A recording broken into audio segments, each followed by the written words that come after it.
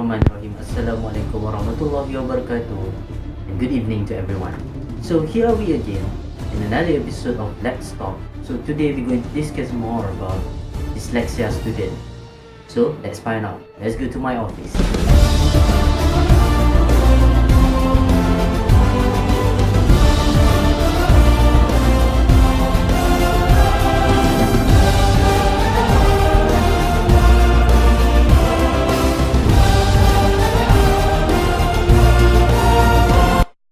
Okay, so we're going to discuss more about dyslexia. What is dyslexia actually? Dyslexia is actually a learning disorder which is the patient having difficulties in reading and also writing. So some people misunderstood that dyslexia affect the human intelligence. Well, it's not affect the human intelligence, it's only affect the language ability of a person. So yeah, according to Persatuan Dyslexia Malaysia, there are almost 10% students in Malaysia school having is a dyslexia patient. Well, they have problem in language, but they also can be smart in some other things like in music, in mathematics, and science, and so on. According to article in Malaysia Kini, some of the dyslexia students nowadays have become pilots, engineer, and also a doctor. So there are several symptoms that we can identify based on the dyslexia student. So yeah, when reading, so this is a book. We're going to start with from here, okay, from the back, and also some of them read like this.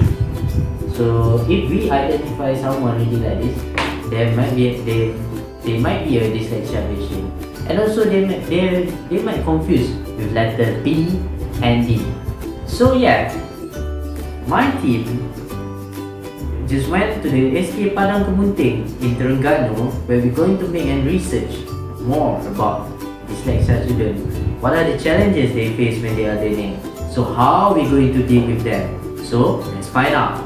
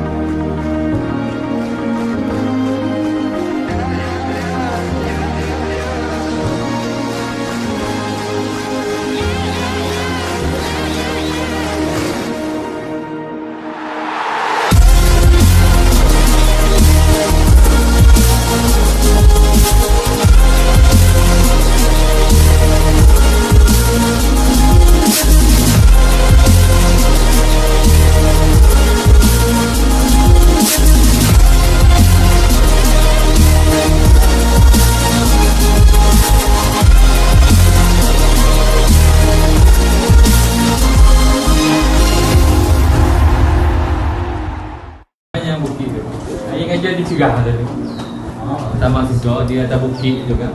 Tengok no, orang atas bukit no. No belah no seorang. Apa kata segala. Bawa masuk ni seorang, pergi cari orang lain, tak ada seorang. Lepas tu apa sebab cikgu teruskan juga mengajar? Sebab saya dijanjikan, dia kata dah belah sampai setahun je kata. Setahun je, lepas tu boleh tukar.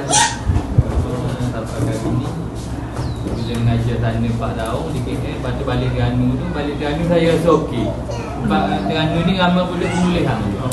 Ramai boleh pemulihan masalah belajar gitu ya. Okey ya. Boleh ikut je, masalah belajar gini je. Ada waktu tu go, duduk bawah meja ni. Jantung cikgu apa. Jumpa cikgu, peluk cikgu, tumbuk cikgu, macam-macam.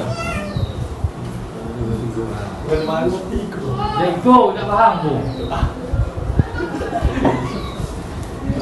Kita balik. Dia balik. Bila kita okey ni lah. Apa dia?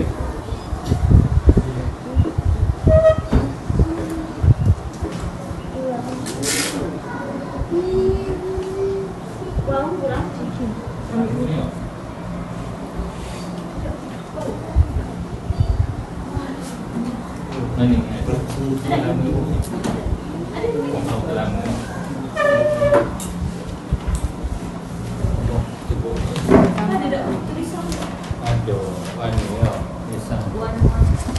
Jangan main sekolah apa? Tengok ni sesama titik. Jadi dia lepas buat gini juga. Dia macam dari dari bawah ke atas, bukan dari atas ke bawah. Lepas gini. Jadi saya betul lah. Memang saya betul. Lama sekejap dia buat gini dulu. Memang ketara lah ni. Dari segi membaca tu ada masalah? Bacanya cakap ni memang nak lepas baca lagi lah. Cuma mengenal huruf lah. ABC, membatang macam B-EBA, B-EBA. During our visit to SK Padang Kemunting, we have met Mr. Juhaimi, who is a responsible teacher for the care of the dyslexic student. Apart from that, he is taking this responsibility for the autism and Down syndrome affected students. This skillful and knowledgeable teacher has been teaching about 21 years in his life. Well, handling these students are quite challenging for him due to their aggressiveness, tantrums, mood disorder, and so on. Sometimes, the special students are not behaving well in class. They are likely to disobey the instructions given by the teachers. So, with the approach of Mr. Juhaimi, students will listen to the instructions eventually. For Mr. Juhaimi, the students need to be harsh verbally without hurting them in a well manner. It is due to the students under his supervision need to be scolded in a proper way to reach the positive outcome. At the end of the day, the approach seems to be effective to the students in this school.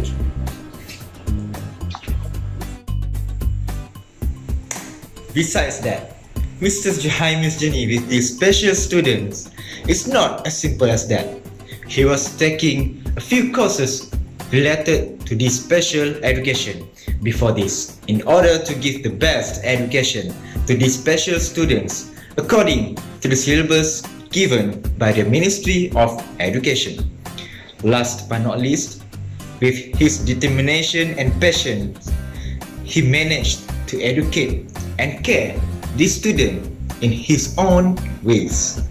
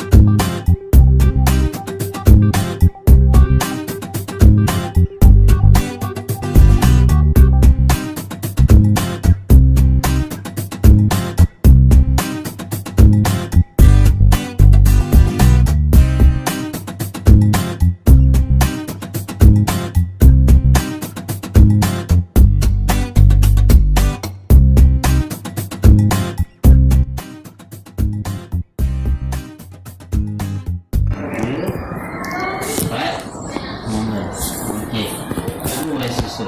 Macam tadi. Macam tadi. Mana nombor 1? Okey, nombor 1 letak sini.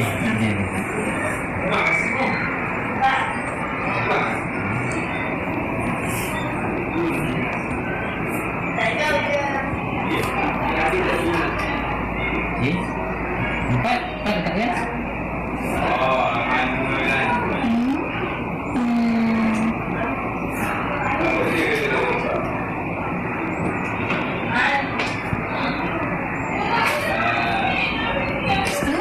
Okey. Susun macam tadi.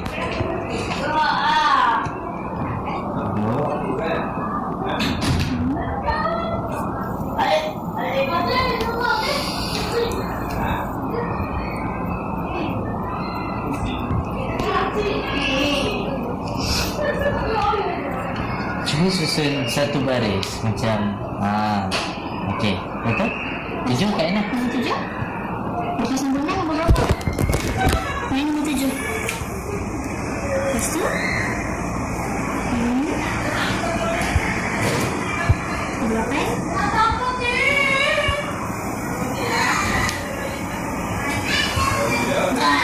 Angkat tangan. Okey. Okey, Nazri. Mana nombor 6? Nombor 6 yang mana? Tunjuk kat abang. 9. Okay, so during our one-on-one session with Shazwan, we discovered a few things about him. Firstly is that he possesses both dyslexic and non-dyslexic traits. For the dyslexic traits, of course, the first thing first is he could not differentiate between B and D, even though he can differentiate between 6 and 9. That is the first thing. The second thing is he cannot arrange the number accordingly to its arrangement. If we give him the number 1 to 5, at first he can, like 1, 2, 3, 4. But then he jumbles up the word back again and arrange it as 1, 3, 2, 5, 4. He jumbles it back again. Next is he cannot write like we write it like properly, but he write it upside down. He write on the book upside down. The next one is he cannot form a proper 2-syllabic word when we give him like 4 syllables, like bu, na, ku, kuma. Then it should be like buku and nama, but he cannot do that. He keeps on jumbling the word, and we need to stop him from doing that. Last but not least, for the dyslexic traits is he cannot properly write the alphabet, even though we give him the dotted line. Like we give him the dotted line for B, but he cannot write it properly. He keep on like going outside the line and whatnot. For the non-dyslexic traits, firstly he cannot focus for a long time. When we ask him to do something, he first do it, but then he keep on like spacing out, looking at the other thing. Next is he keep on punching and squeezing his thigh, which we don't know why, but he keep on doing that. Like he punches his own thigh and squeeze his own thigh. Last but not least is he cannot talk, or he can talk, but he more or less make an inaudible sound like and if we were to, and it's very like a very slow one. If we were to make him like talk loudly as according to his teacher, we need to make him cry, which we don't do. However, like despite all these traits, he can follow instruction very well when he was given one. So that's all what we find out during the session. Thank you.